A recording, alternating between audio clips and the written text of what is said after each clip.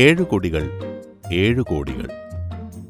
സിഖ് മതസ്ഥാപകനായ ഗുരുനാനാക്ക് ഒരിക്കൽ ഒരു കോടീശ്വരന്റെ ബംഗ്ലാവിൽ പോയി.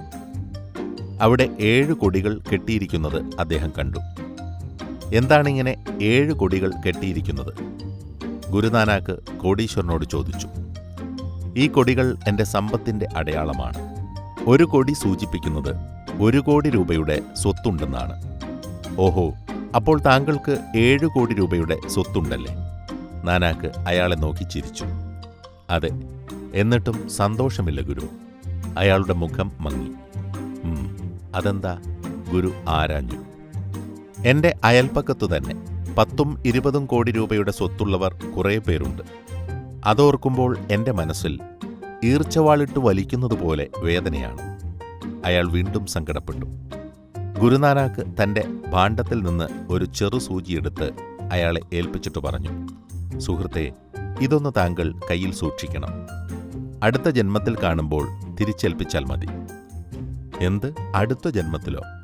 അതുവരെ ഈ സൂചി കാത്തുവയ്ക്കാൻ ആർക്ക് പറ്റും? അയാൾ ചോദിച്ചു. ഇത്രയ്ക്ക് ചെറിയൊരു സൂചി കാത്തുവയ്ക്കാൻ പോലും കഴിവില്ലാത്ത താങ്കൾ ആ 7 കോടി രൂപയുടെ സമ്പത്ത് എങ്ങനെ കാത്തു സൂക്ഷിക്കും? ഗുരു ചോദിച്ചു. ആ വാക്കുകൾ അയാളെ ചിന്തിപ്പിച്ചു.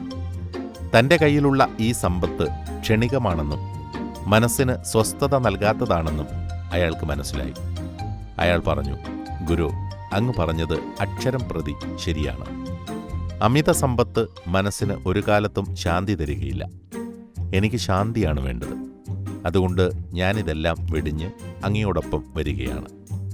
കോടീശ്വരൻ താമസിയാതെ തൻ്റെ സമ്പത്ത് മുഴുവൻ ആ ഗ്രാമത്തിലെ പട്ടിണിപ്പാവങ്ങൾക്ക് പങ്കിട്ടുകൊടുത്തു.